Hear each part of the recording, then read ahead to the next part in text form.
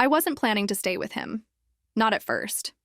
It just seemed easier than booking some overpriced hotel downtown, juggling Ubers all weekend, or pretending I wanted to room with 3 tipsy bridesmaids I barely knew. My husband was the one who suggested it, said I'd be more comfortable, less noise, better coffee. Stay at the old man's place, he said. You'll sleep better. It was logical. It made sense. And I agreed before I thought too hard. I hadn't seen him in years. Not since we'd sold Mom's house and scattered half the garage into donation bins. He'd moved overseas right after, some quiet city near water, said he was done chasing anything. So when I saw his name on the door buzzer again, simple, all caps, it felt like stepping into a version of my life I didn't quite remember owning. He opened the door before I even knocked. Just pulled it wide like he knew the timing by heart. Same face, maybe a little less sharp around the jaw, a little more silver over the ears. His shirt was too neatly pressed for someone living alone. That bothered me more than it should have. The house was clean. Not the kind of clean that smells like lemon spray and effort, but the kind that comes from someone who doesn't scatter their life across the floor anymore. Everything had a place. The air felt still, like it hadn't been stirred in days. I dropped my bag by the chair near the entry, shrugged off my coat, and told him I wouldn't be any trouble. He nodded once, then turned back toward the kitchen. That was the whole greeting.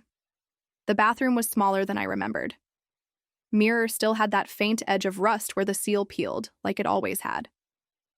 I took a long shower. Not because I needed it, but because I didn't want to go back downstairs yet. The water didn't get hot enough to fog the glass, so when I stepped out and wrapped the towel around my chest, I could still see myself clearly. Older. Not bad. Just quieter. Like someone had turned the volume down a few clicks over the last year. The hallway was empty. I could hear the hum of the refrigerator. Nothing else. I stepped out, towel pulled tight, feet soft on the cool wood, turned the corner toward the guest room, and there he was, at the end of the hallway, holding a brown paper bag in one hand, keys still dangling from the other. He must have just come in. He didn't say a word, didn't flinch, just looked at me, from collarbone to eyes, and back again. 1 second, 2, maybe. I didn't move either. Couldn't tell you if I froze or just let the moment stretch. The bag crinkled softly as he adjusted his grip, then he stepped aside. Walked past me, not fast, not slow, like nothing had happened. I stood there a while. The towel was still in place, but it didn't feel like it. My skin felt warmer than it should have, and the sound of his footsteps moving away made my throat tighten. I didn't know what I'd expected. A joke? Averted eyes? A mumbled sorry? But the silence. That unsettled me more than anything else. Like he'd seen something he recognized, and didn't need to name it. I got dressed without turning the lights on. My hand shook once when I zipped my jeans. Just a flicker. Then, gone. I went downstairs eventually. He was already reading in the living room, glasses low on his nose, one lamp on. My bag had been moved closer to the wall, like he thought I might trip on it. He didn't look up when I entered. I made tea. Didn't ask if he wanted any. He didn't offer either. We just existed in the same space for the next hour. Parallel, quiet, practical. But something in my chest felt off-center. Like a magnet had shifted just slightly beneath the floorboards. I told myself I was tired. Travel always did this. New pillows, new air. That's all it was. But that night, brushing my teeth, I caught myself in the mirror again. Really looked. Not at flaws, not at wrinkles. At how I was standing. Chin tilted higher than usual. Hair tucked just so. Like I was waiting for someone to see me again. I didn't sleep well. Not because anything was wrong, technically. The sheets were clean. The bed was firm but not stiff. The room was quiet. Quieter than I was used to. No street noise, no air vents clicking on and off. Just the creak of the floor now and then, like the house was stretching out its joints in the dark. I shifted from side to side more than necessary. My mind kept looping around that hallway, that glance, the way his expression hadn't changed, and yet I knew it had. Morning came soft, gray light through the window. I slipped out of bed early, pulling on jeans and the long-sleeved tee I always packed but rarely wore. In the kitchen, he was already there. Of course he was. Same mug as yesterday. The newspaper folded neatly next to it. He didn't say good morning, just tilted the coffee pot slightly in my direction, like an unspoken offer. I nodded, took a mug, sat across from him. He read the news. I pretended to check my phone, but the Wi-Fi password hadn't worked, and I hadn't bothered to ask. So I scrolled through old screenshots and weather apps, watching him more than the screen. He had the kind of stillness that made everything else feel noisy. No unnecessary movements. Just page turns one finger at a time. Sips spaced out evenly. No slouch, no tension either. Just presence. At one point, I reached for the sugar. Our hands brushed. Barely. But he pulled his back just a fraction slower than people usually do. Not obvious, not enough to name, but I noticed. And I was sure he knew I noticed. That made something settle low in my stomach. Not nerves. Not fear. Something warmer. Slower. Something that made me cross my legs under the table and keep my eyes on the spoon longer than I should have. The plan for the day was loose. I had a lunch scheduled downtown with one of the girls from the bridal party and some errands to run afterward. He offered me the keys to his car, just held them out while rinsing his mug. I said I'd walk. Needed the fresh air. He nodded. No pushback, just a nod, like always. I didn't tell him when I'd be back. He didn't ask. But when I returned just before sunset, the porch light was already on. That kind of thing stays with you. I changed into a softer top, washed my face, put on lip balm without thinking, then wiped it off, left my hair loose. Not messy, but not managed either. Somewhere in between. The living room was dim. He'd turned on the lamp again, same one as the night before. No TV, just him, reading. Same chair, different book. I sat on the couch. Not across, not too close.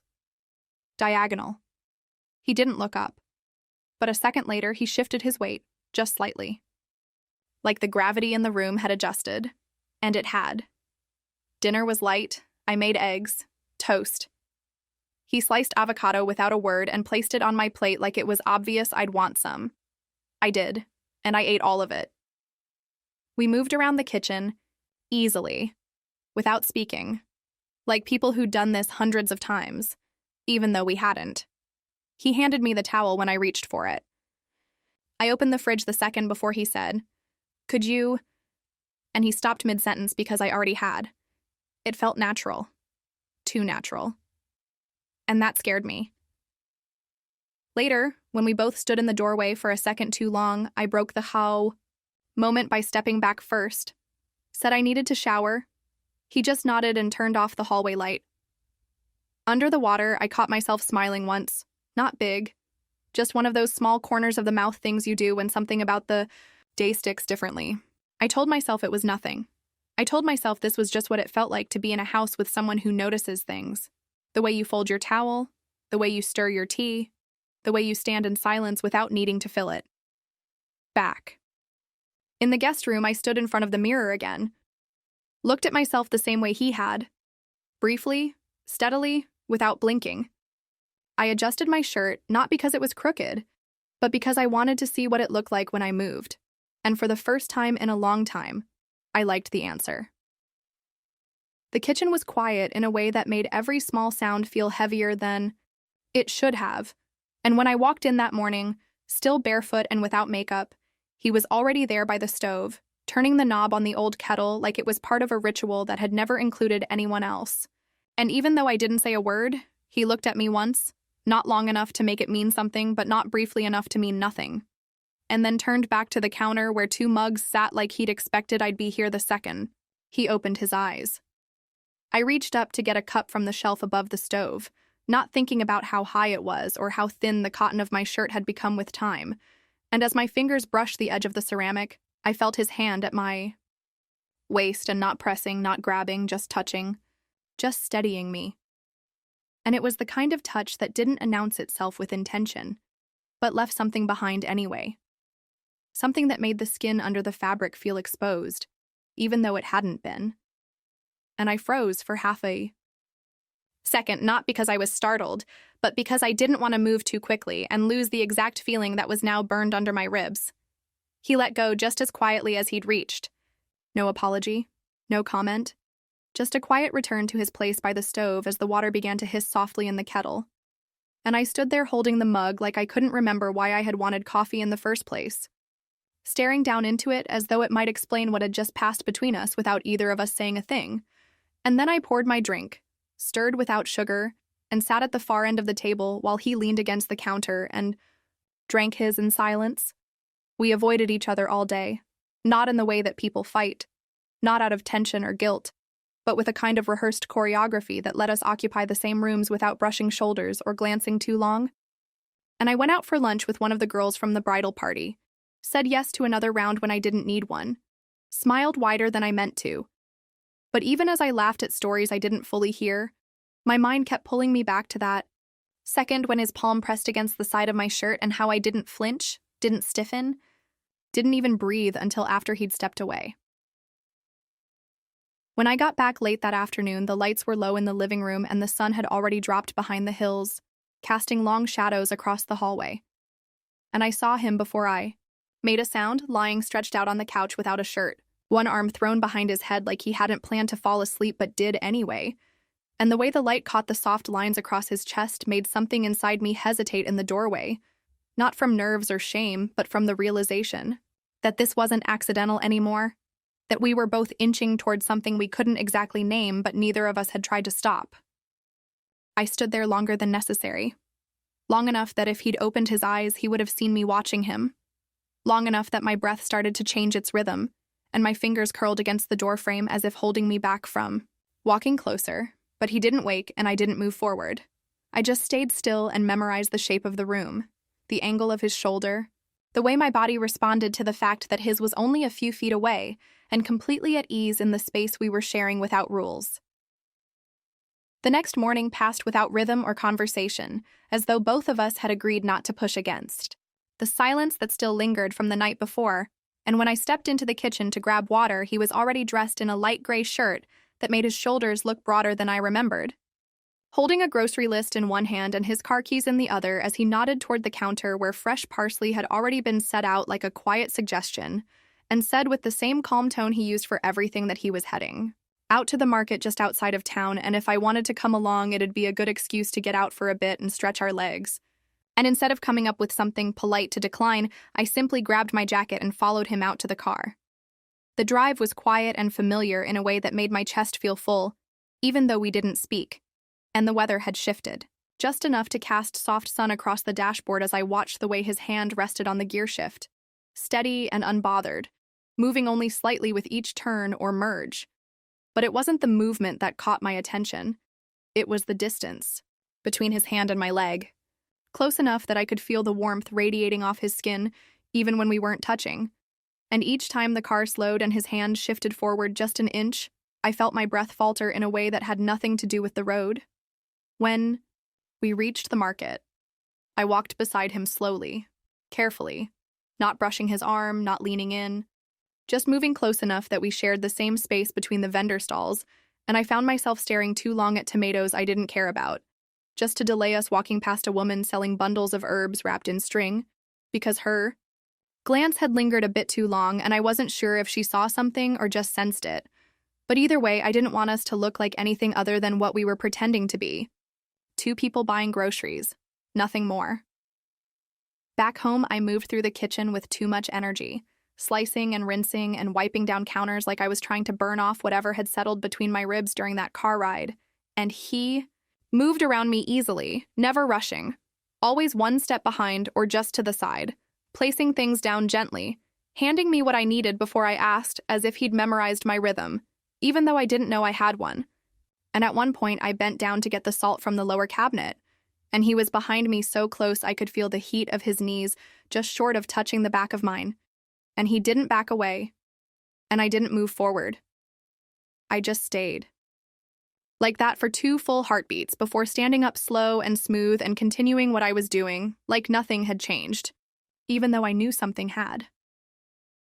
Later, after everything had been put away and the kitchen had returned to its usual quiet order, I went into the bathroom and turned on the light without fully looking at the mirror, washed my hands even though they were clean, then finally raised my eyes to my reflection and studied the place just under my jaw where the neckline of my shirt rested, and I pressed my palm to it. Not because I felt cold or warm or anxious, but because I was trying to understand what was happening to me, and when I touched the side of my neck, I realized it wasn't just about his hand earlier. It was about how I hadn't looked at myself like this in months, maybe longer, hadn't paid attention to the way my skin curved or how I moved or what I was becoming when no one was watching. And now someone was. And I felt it in the way my body held itself even in silence. Dinner passed in silence. Not the kind that needed to be filled or softened or explained, but the kind that settled around us like dust in a closed room, slowly and evenly, until it touched everything. And while I layered slices of eggplant into a dish without measuring the distance between each piece, or bothering with seasoning beyond, salt and olive oil, he moved behind me carefully, reaching for plates and checking the oven and rinsing his hands without once bumping into me or saying a word. And the way we moved around each other wasn't new. Not exactly, but it felt sharpened by everything we hadn't said since the morning, by the moment in the kitchen that neither of us named, by the way we'd spent the rest of the day pretending to be less aware than we were. I wore his shirt not because I planned it, not because it was a statement or a step toward something, but because I had spilled sauce across the front of my own, and it was the only clean thing within reach. Folded neatly at the top of the linen closet with a faint scent of cedar and detergent that somehow made the fabric feel softer against my skin. And when I pulled it on, not bothering to button the cuffs, I didn't think about what he'd see, or what it meant. But when I stepped into the kitchen and caught the quick flick of his eyes across my shoulder and down my arm, followed by nothing, not a glance, not a comment, just the soft sound of a spoon against a ceramic bowl, I realized how far silence can stretch when both people know what's inside it. He poured the wine without asking, filled both glasses the way someone does when they've memorized another person's habits, not as a gesture of hospitality, but as an act of quiet familiarity, and I sat in my usual seat but kept my feet flat, on the floor this time, instead of curling up in the chair the way I usually did, because something about the way the hem of his shirt touched my thighs made me want to stay grounded. And we ate slowly, without the usual rhythm of shared meals, without conversation or glances, or the casual background noise of people who know each other well enough to be distracted. And when he finished before me and stood to clear the plates, I didn't offer to help. I just watched the way his back moved under the fabric of his shirt and listened to the running water and the sound of the sponge against porcelain like it might tell me what he was thinking. I stepped out onto the porch barefoot, not to escape, and not because I needed air, but because the stillness inside the house had become too heavy and I needed something cooler against my skin to remind myself that the moment wasn't just in my head. And when I walked across the wood, slightly damp from the late evening mist, I felt each board give a little under my steps like the house was letting me pass without question, and I sat down at the far end of the bench with my glass still in my hand, not sipping, just holding it, and I tilted my head back and closed my eyes, not to rest, but to feel everything more clearly. The breeze, the heat lingering along my collarbone, the taste of wine still caught behind my teeth, and the silence inside me that had begun to take shape. I didn't hear the door open, but I felt the shift in air behind me, the slight creak of wood as someone moved across it. And when I opened my eyes, he was already beside me, sitting without a sound, close but not touching. And he didn't look at me right away, just faced the dark yard like it held something worth studying.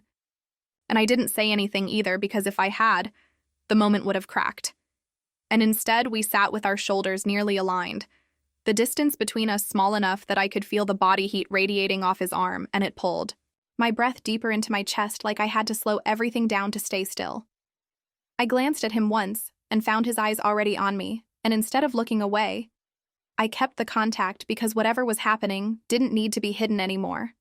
Not in this light, not on this porch, not after everything our bodies had already confessed without permission, and as the space between us tightened, not by movement but by agreement, I felt my chest rise against the fabric of his shirt, and the weight of anticipation settle behind my eyes. And I didn't lean in, and I didn't lean back. I just stayed where I was and let whatever was coming arrive on its own terms. We sat there in the kind of silence that doesn't ask to be broken and doesn't grow awkward with time, but deepens instead like water getting darker the longer you look into it. And even though I could hear the faint rustle of branches swaying above us and the gentle drip of moisture from the gutter hitting the stone below the steps, none of it registered the way his presence did, because my entire body had adjusted to the space between us like it was the only thing that mattered. And when he turned his head slowly in my direction, I felt the change in the air before I saw it. Felt something release inside me, like a breath I didn't realize I'd been holding since the night I arrived. He didn't reach for me, and he didn't speak. He just looked and kept looking in the kind of way that doesn't carry demand or expectation, but recognition, like he saw something in my face that had been waiting to be seen for longer than I cared to admit. And I didn't shift or pull away or offer anything to soften the moment. I just let it happen. Let his gaze stay where it landed, and let my own return to it without apology. Because at some point during these quiet days and these slow evenings, I had stopped pretending not to feel the way his nearness settled into me like something familiar that had simply gone unnamed. His movement toward me wasn't abrupt or dramatic. It was quiet and measured like the tilt of light before dusk fully settles, and when our shoulders brushed, it was the first actual contact of the night, and my body registered it not with surprise or panic, but with stillness, the kind that comes when you know you're exactly where you're supposed to be, even if you're not supposed to be there. And I didn't lean in, but I didn't lean away either. I let the moment carry itself the rest of the distance, and when his lips met mine, it was without hesitation or build-up. Not soft, but not forceful either. Just full and certain, like we had done this before in another version of our lives, and somehow remembered the shape of it at the exact same time. There was no noise, no fumbling, no pause for breath or reconsideration. There was only the weight of his mouth on mine and the quiet way we found each other without instruction or resistance. And the warmth of it moved through me so steadily that I didn't realize my fingers had clenched into the hem of the shirt I was wearing, his shirt, until the fabric shifted under my grip and reminded me how close we were and how far we had gone already without a single word spoken between us. And when he finally pulled back, there was no searching in his eyes, no need to explain or elaborate, or check for reaction. There was just the same calm gravity he'd always carried, and a stillness in his expression that matched the one now echoing inside my chest. He stood slowly without brushing against me again, and without meeting my eyes. Not in avoidance, but in a kind of quiet agreement that whatever had happened would be allowed to live in that moment without being picked apart or chased or dressed in questions. And when the screen door clicked softly behind him, I didn't move. I didn't call after him or follow or press my hand to my mouth like in some exaggerated scene. I just stayed seated with my feet cold against the planks and my glass of wine forgotten beside me and the weight of the kiss still sitting against my lips like something warm I hadn't earned but wasn't willing to release. Didn't go inside right away because I knew the minute I crossed that threshold, everything would start to feel distant, like a memory already trying to fade at the edges, and I wasn't ready to let it slip into something I had to recall later. With uncertainty, I wanted to feel it fully. Every second of stillness, every flicker of heat along my skin, every breath that came too shallow because I didn't know how to breathe the same way, now that I had tasted something that reminded me I was still alive in a way I hadn't felt in years. I sat for a long time after he was gone, long enough for the moon to shift position and the breeze to pick up just enough to lift the edge of the shirt at my thigh, and I pressed my fingers to my lips once, not to test the shape of what had happened, but to remind myself it wasn't imagined, that I had stayed completely still and let myself be wanted without guilt or fear. And when I finally stood and walked toward the door, I caught my reflection in the glass and saw the smear of lip color still marking the corner of my mouth. Not messy or bold, just enough to say it had been there, and I didn't wipe it off before I stepped inside. I let it stay because some moments don't need to be cleaned up. They need to be carried. We didn't talk about what happened on the porch, and there was no shift in our routine loud enough to point at and say, this is where everything changed, but something in the way he handed me a plate that next morning told me the balance had tipped for good because instead of releasing the edge of the ceramic right away, his fingers lingered for a fraction longer than necessary and brushed against mine with the kind of contact that doesn't ask for attention, but doesn't hide from it either. and I didn't flinch or force a smile or say thank you in the way I normally would have. I just took the plate and moved back toward the table like I hadn't noticed, even though the warmth from his touch stayed curled around my knuckles all through breakfast.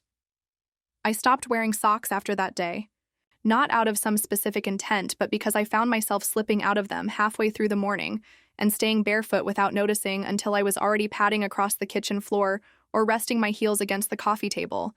And he didn't comment on it, not once, but I saw the way his eyes dropped toward my feet when I crossed the room. Not in a way that made me feel exposed or small, but in a way that made me feel noticed. And I started sitting a little closer than before. Not touching him, not leaning into his side, just narrowing the space between us 1 inch at a time until it no longer felt strange to feel the heat off his skin when he sat beside me. And when I turned my head to look at him, I took my time now, letting my gaze settle and stay, letting the silence stretch until one of us blinked and looked away first. That evening, we didn't plan to watch anything, but when I came into the living room with a glass of water, he was already on the couch with a film queued up on the screen, not asking me to join, but not starting it either, and I sat down beside him without a word and pulled the throw blanket over my knees and didn't ask whether he needed some too, because I knew if he did, he would reach for it, and a few minutes in, he shifted slightly closer, not enough to make the cushions dip, but enough to share the blanket across both of us, and his arm moved casually to rest along the back of the couch, before his hand dropped near my knee, just barely brushing the fabric of my pants like he was adjusting or stretching or maybe doing nothing at all. But when his fingers eventually rested against the side of my leg, light and unpressured, I didn't move away or shift or tighten up like a person caught in the middle of something confusing. I just let the contact stay and focused on the sound of the movie and the rhythm of his breath beside me and the slow, even pulse building in the space between our bodies. When it was late enough to go to bed, I didn't walk toward the guest room, not out of boldness or decision, but because my feet carried me in the direction of his doorway instead. And when I paused in the hall, he was already standing by his dresser folding a shirt, and he didn't say anything or ask what I needed or why I was there. He just stepped aside and pulled the corner of the blanket back on the bed. Like that simple gesture was enough of an answer to whatever I hadn't spoken out loud. And I moved quietly into the room and climbed under the sheet with the kind of slow, deliberate motion that only makes sense when you're trying not to overstep the invisible line you've both already erased. The mattress dipped beneath my weight, and he turned off the lamp without hesitation and slid in beside me without letting his body touch mine. And the quiet settled in around us again like it had in the kitchen, like it had on the porch, only heavier now, softer, slower. And when he reached over and his hand brushed gently against my shoulder, it was the kind of touch that didn't ask for anything in return, just a reminder that he was there and that I had chosen to be here too.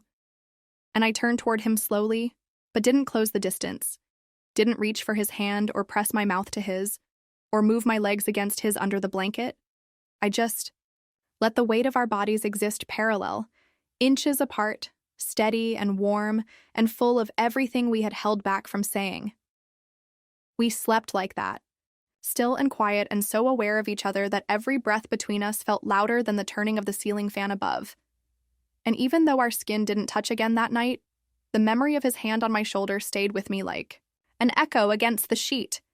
And when I woke at 4 a.m. to the sound of him breathing slowly and evenly beside me, I rolled onto my back and opened my eyes and felt him watching me, not in a way that asked for a response, but in the kind of way people look when they're trying to remember something exactly as it is before it changes. And I didn't speak or move or ask why he was awake.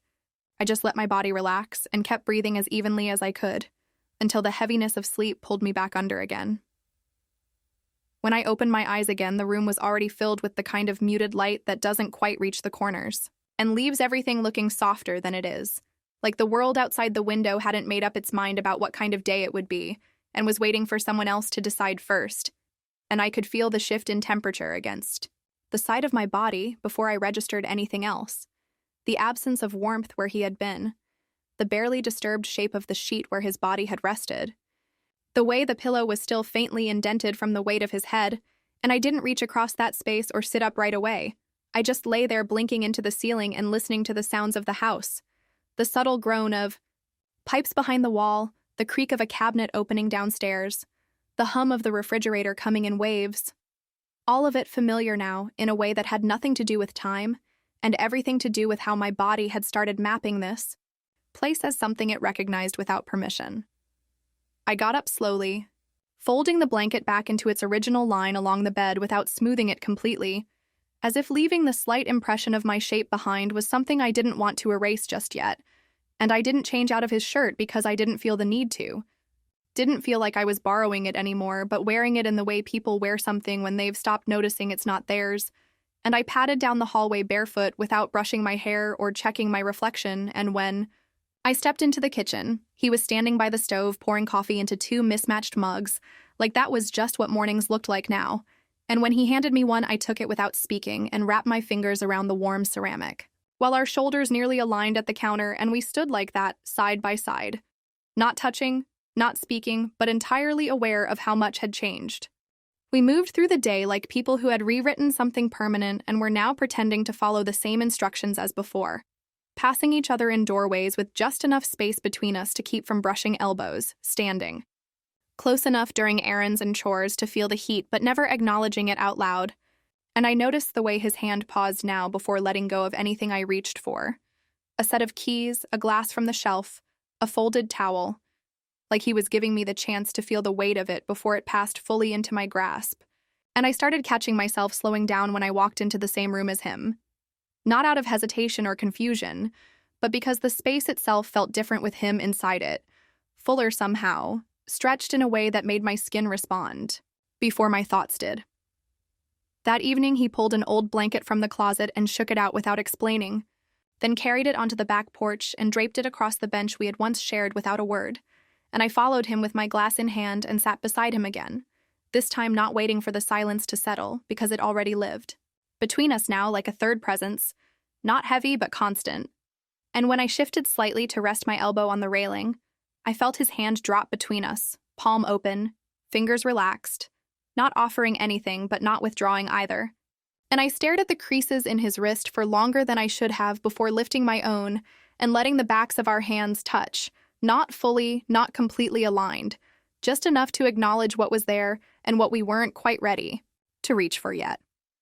Later that night, when I walked into the bedroom again without speaking, he was already under the blanket with his back to the door, and he didn't turn when I climbed in beside him, didn't speak or shift or pull away, just stayed exactly where he was, and I lay there on my side staring at the soft slope of his shoulder, wondering how long it would be before either of us moved first, and I didn't reach for him, and he didn't turn toward me, but I could feel his breathing slow and even, and I matched mine to his out of instinct or comfort, or maybe both, and that night we fell asleep again without touching, but in the kind of closeness that builds its own language from stillness and warmth, and the ache of everything that hasn't been said.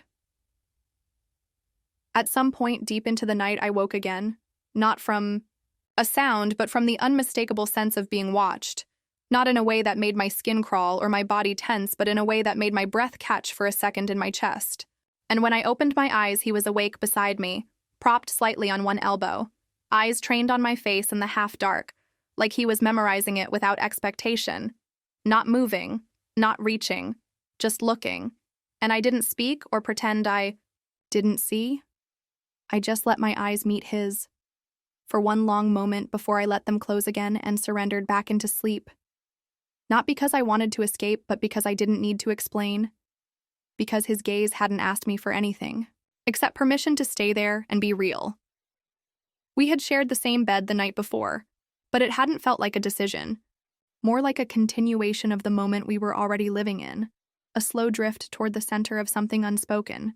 And tonight was no different, except I was wearing his old faded t-shirt that smelled faintly of dust and soap, soft against my skin in the way only worn fabric can be, and he had on a pair of cotton shorts that clung loosely around his hips and made him look even quieter somehow, like he had stepped entirely out of the person I thought I knew and become someone who moved differently, slower, heavier, as if time around us had thickened and no one else could feel it but us. And as I lay on my side with one knee drawn slightly toward my chest, I could hear the streetlight humming through the glass, the distant sound of a passing car, the shift of his body behind me as the mattress gave under the weight of his shoulder rolling back. The room wasn't dark enough to hide him, and not bright enough to show everything clearly. Just that thin silver blue light that touches the air between two people when one is awake, and the other might not be. And I didn't close my eyes because I couldn't. Not with the sound of his breath moving steadily behind me, not with the soft pull of fabric as he adjusted his arm beneath the pillow, not with the knowledge that we were both still pretending to sleep even though sleep had left the room the second he shifted closer. Not by much, not enough to break a rule, but just enough that I could feel the edge of his thigh brushing the back of mine like a question no one wanted to ask out loud. I didn't move right away and I didn't speak because there was nothing to say. No right way to name what had already started shifting days ago in the kitchen, on the porch, in the way he looked at me in the mirror when I wasn't paying attention. And when I finally turned over slowly, deliberately, bringing my body around, to face his without touching him yet, I let my breath move into the space between us like a quiet offering and felt the weight of the moment settle across my collarbone like a hand that hadn't landed yet but would. And even though his eyes were closed, I knew he was awake. Not by movement or expression, but by the tension in his stillness. By the way his fingers curled lightly into the hem of the sheet as if holding something back. There was no sound, no invitation, just the nearness of his chest rising and falling within arm's reach, and I moved my right hand gently across the eye gap between us and placed my palm flat against the center of his chest through the fabric. And his breath caught only slightly, just enough to tell me he felt it, but he didn't move away or open his eyes or speak.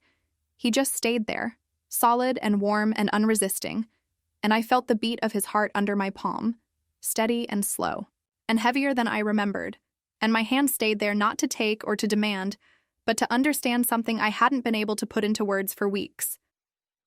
The rest happened the way real things do when you stop interfering with them. Slow and wordless and without any visible beginning. Just the shifting of weight and the settling of skin against skin, until I wasn't sure who had moved first or how we had gotten here. Only that the distance was gone, and in its place was the press of his body against mine. Not urgent, not rushed, just full and warm and certain in the way our mouths didn't meet, but our breathing did, and my leg slid gently between his without hesitation, and his hand found the curve of my waist like it had always known how, and we didn't speak or look or ask. We just let our bodies answer every question we had been too careful to voice. There was no noise except the shift of fabric and the thud of my pulse in my ears, and the shallow rasp of breath between us. No language but the one we made with closeness and rhythm, and the soft pressure of his forehead against mine when everything stilled, and I lay there with my face near his collarbone, my hand resting on the flat of his stomach, my thigh tucked, between his legs like it had belonged there all along, and I didn't feel shame or panic or fear. I only felt the way my chest rose and fell beneath the weight of his arm and how his fingers moved once through my hair without needing to hold or guide, just a simple motion that said, I see you, I know I'm here. We didn't speak and we didn't move, not after, not for a long time, and the silence that followed didn't come to punish or clarify. It came to allow everything to settle without pressure, and we stayed like that.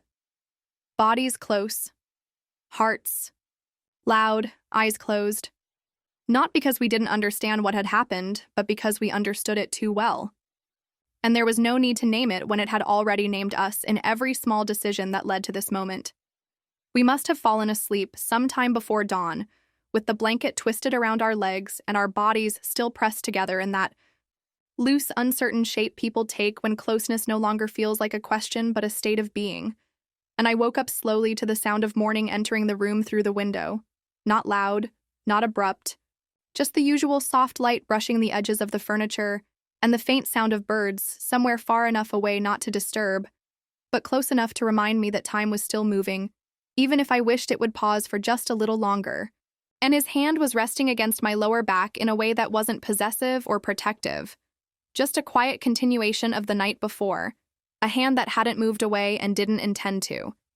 I didn't lift my head right away, and I didn't shift or reach for my phone.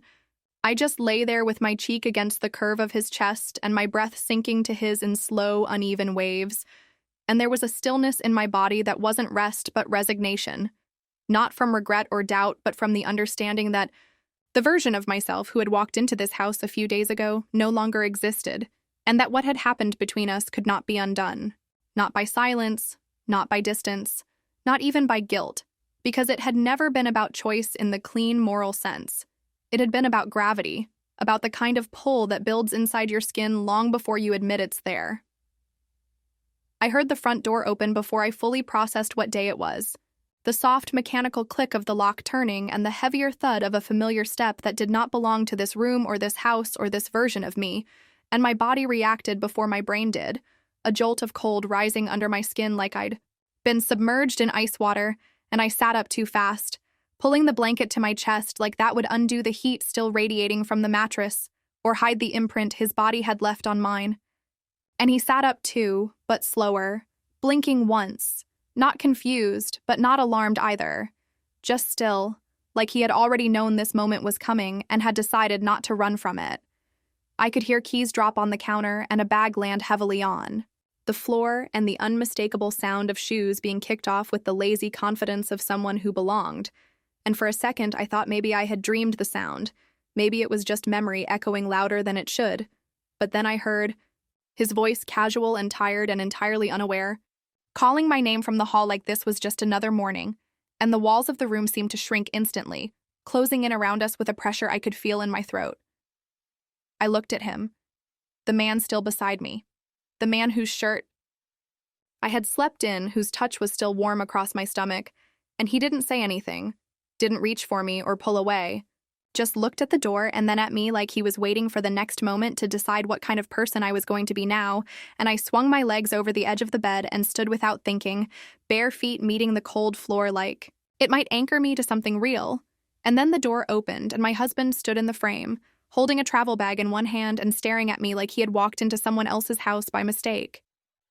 The silence that followed was worse than yelling, worse than accusation, worse than anything I had prepared for in the brief second between the sound of the lock and now, because it wasn't full of questions or demands or even disbelief.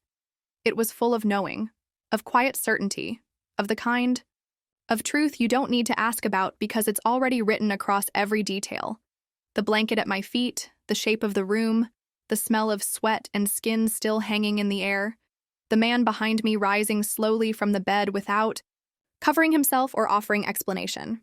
He looked at me, just once, and then his eyes moved past me like I was no longer the person he had come home to, like the version of me he had carried in his head on that drive back had already dissolved, and he let the bag drop with a soft, dull thud that made me flinch harder than any slam ever could have, and then he turned toward the living room with a kind of slow precision that made every step sound like a sentence, and I followed him not to defend myself, not to beg or plead, but because I couldn't let the door close behind him without at least standing in its shadow. He didn't sit, and he didn't shout, and he didn't cry. He just turned at the threshold, looked me in the eye with the kind of steady sadness I had never seen on his face before, and said words I had never thought I would hear. Words that hit harder than anger ever could. We're done. Not cruel, not dramatic, just final. And before I could speak or move or even breathe in, fully, he was already gone, the front door closing behind him with a sound that didn't echo because the house had already gone quiet long before it shut. It was still early enough that the sky outside the window looked colorless, just a pale suggestion of morning pressed up against the glass, and we hadn't moved since sometime before dawn, when we'd both drifted back into sleep without words or certainty, just the weight of everything that had already happened anchoring us to the bed, like there was no point in untangling ourselves yet, and his arm was still draped over my waist with his hand curled against my stomach, like it had ended up there, naturally, without direction or thought, and my face was resting in the soft dip where his shoulder met his chest, and my breath moved in time with the slow, steady rise and fall of his. The blanket twisted low around our hips, the air around, us thick with the warmth we had left behind. The house had been quiet all night, the kind of quiet that settles when two people believe they are alone, and I hadn't heard the sound of the car pulling into the driveway, or the weight of a suitcase being pulled out of the trunk.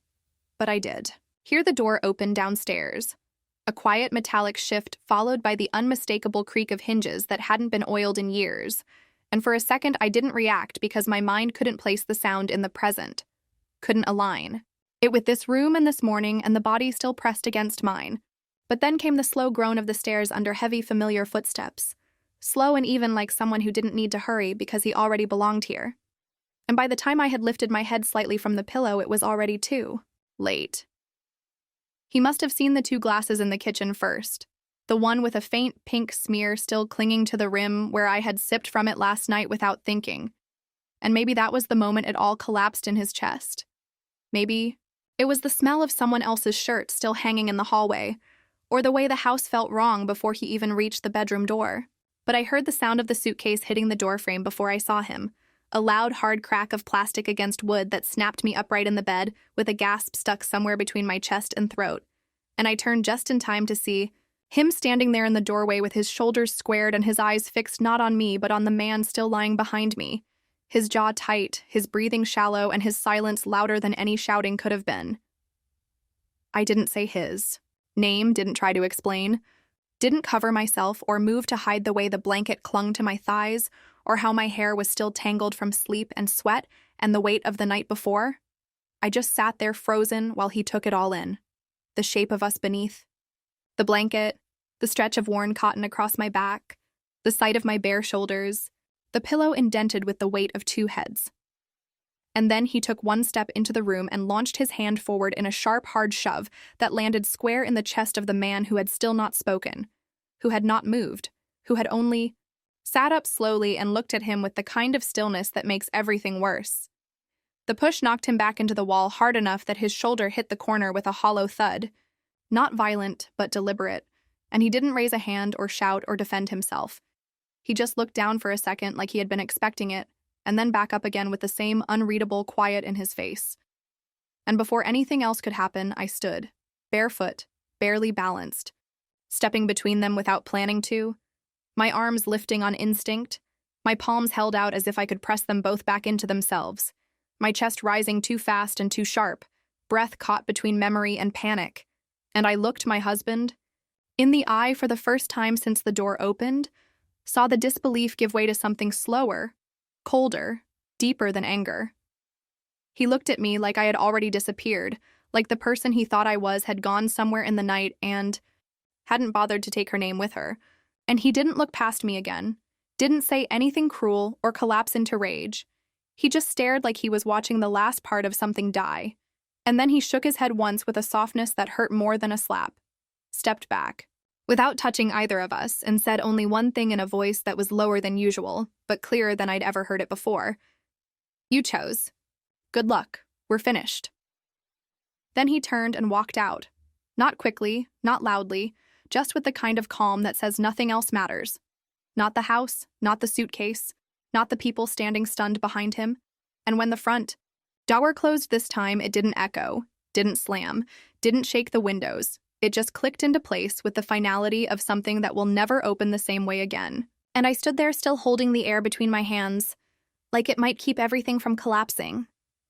But it didn't. And I already knew it wouldn't. I don't remember how long I stood in the middle of the room after the door closed behind him, whether it was seconds or minutes or longer, whether my hands eventually dropped or if I kept them lifted like they might still hold back the collapse, and the silence that followed wasn't peace or shock or relief, but something slower and deeper, something like fog settling into my lungs. And I didn't look back at the man behind me or say anything to fill the space between us, because nothing needed to be added to what had already been said without words. And I just sat down on the edge of the bed where the sheets still carried my shape, folded my hands in my lap, and waited for my body to stop shaking, even though it never really did. It was less than 3 hours later when the message came through. Not from him, not from any number I recognized, but from a legal address, marked official notice.